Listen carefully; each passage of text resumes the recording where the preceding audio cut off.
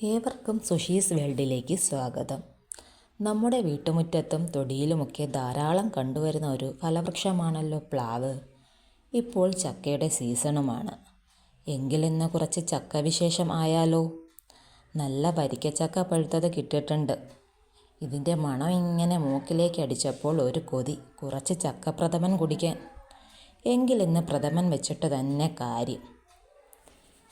ചക്കച്ചുള ചവിണിയും കുരുവുമൊക്കെ കളഞ്ഞ് വൃത്തിയാക്കി ചെറുതായി അരിഞ്ഞു വയ്ക്കുക. ആവശ്യത്തിന് ശർക്കര എടുത്ത് ഉരുക്കി മാറ്റി വെച്ചോളൂ. എന്നിട്ട് ചക്ക കുറച്ചെടുത്ത് മിക്സിയുടെ ജാറിലിട്ട് അടിച്ച് പേസ്റ്റാക്കി വയ്ക്കുക. ഇനി ഒരു ഉരുളിയെടുത്ത് അടുപ്പിൽ വെച്ച് ചൂട് പിടിപ്പിച്ചോളൂ.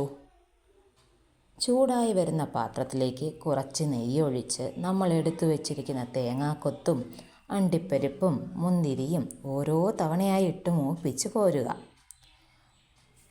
ബാക്കി വന്ന നെയ്യിൽ അരച്ചു വെച്ചിരിക്കുന്ന ചക്ക പേസ്റ്റും കുറച്ച് മാറ്റി വെച്ച ചക്ക കഷ്ണങ്ങളും ഉണ്ടല്ലോ, അതുകൂടി ഇട്ട് ഒന്ന് വഴറ്റിയെടുക്കുക.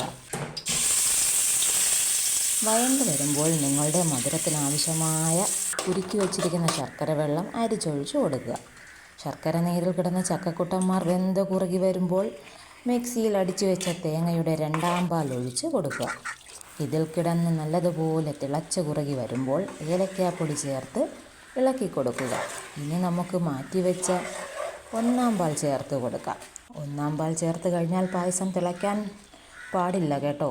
ചെറിയ കുമിളകൾ വന്നു തുടങ്ങുമ്പോഴേ തീ കെടുത്തുക.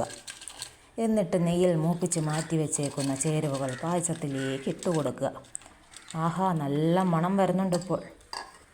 ഇതോടുകൂടി പണി കഴിഞ്ഞു. സ്വാദിഷ്ടമായ ചക്കപ്രഥമൻ റെഡി. ഇനി ചൂടോടുകൂടി വിളമ്പി കഴിക്കാം.